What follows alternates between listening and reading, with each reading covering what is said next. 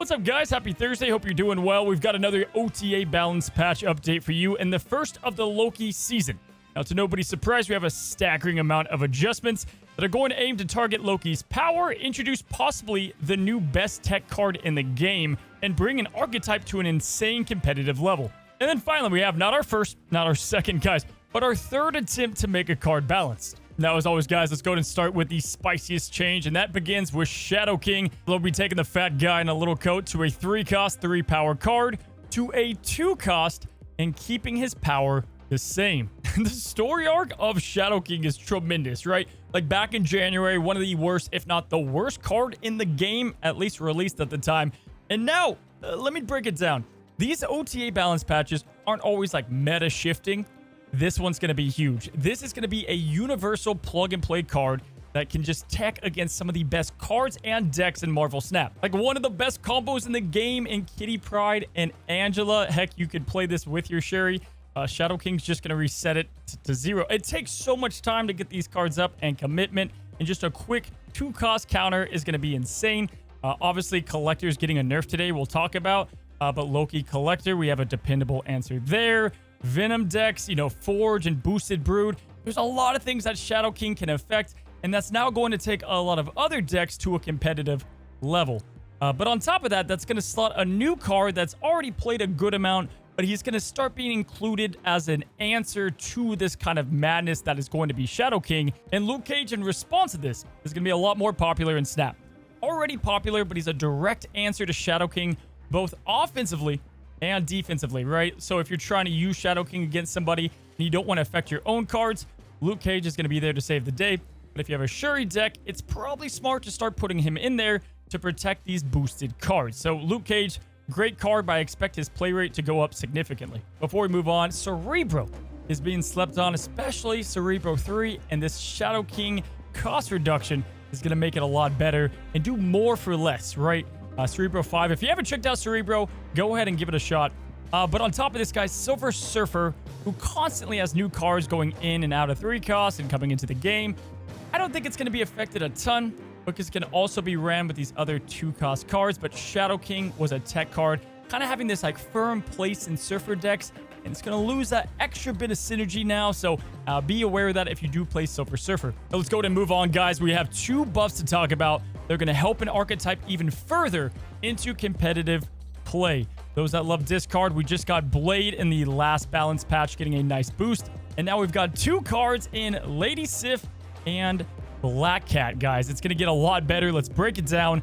Lady Sif is getting just 1 extra power point. Now, this won't be like earth-shattering, but I don't think she needed the point. And for a card that's already pretty much a must-play in these discard decks, obviously I'm going to welcome the change. But the compound effect, and more notably, Black Cat, is now going to match America Chavez's power, going from a 3-7 to a 4-9. Now, being honest, the increase in cost, like, who really cares? For the most part, it could be like a 50-cost card, and Black Cat's gonna be doing this the majority of your games. Look, it's Black Cat. It's still just not dependable. It's not gonna be the greatest meta card in existence, but it's a nice boost up. And in fact, in October, we're getting a new discard card that's gonna be awesome to pair with this. If you haven't seen this video yet, you can go ahead and check that out in the description down below if you do want a sneak peek into the October season. However, right now, Ghost Rider and Hella decks already kind of like Black Cat at times. And so now with Ghost Rider, you're getting a simple 4-cost play to get down potentially 12 power. That also helps like your Morbius.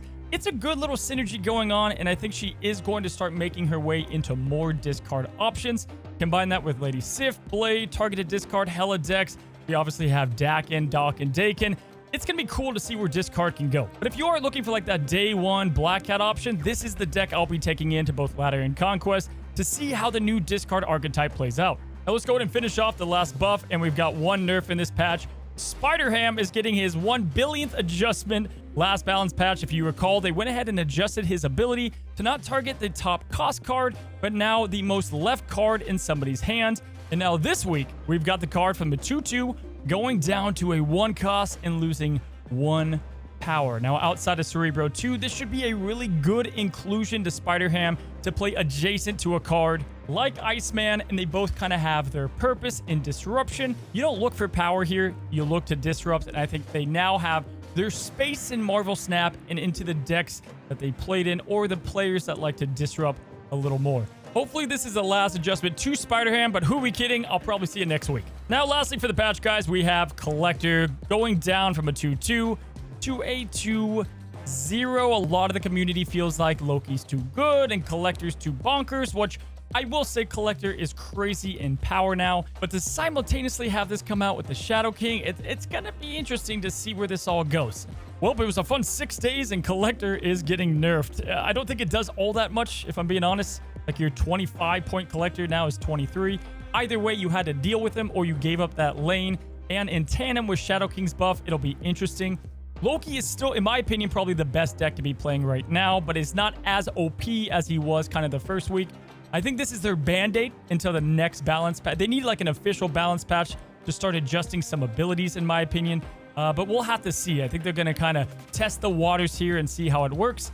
It does affect him in other decks, but those play rates were pretty low. Most of the time we had him with Loki. And so that is going to be it for today's balance adjustments, guys. A lot of buffs, a few nerfs, but definitely some major shakeups. Shadow King, Luke Cage, start plugging them into decks, and discard lovers rejoice because it's looking pretty good for you guys for the next while, and we got more cards on the way. Quickly want to say thank you guys. I've been seeing a big uptrend on subscribers and taking down like 60% of you guys not subscribed, down significantly. So thank you guys so much for choosing to watch the channel, and it really does mean a lot to me that you guys are supporting and watching. So anyway, guys, good luck out there. We're gonna have some deck guides with these new cards in the following days, and until the next one, happy snapping.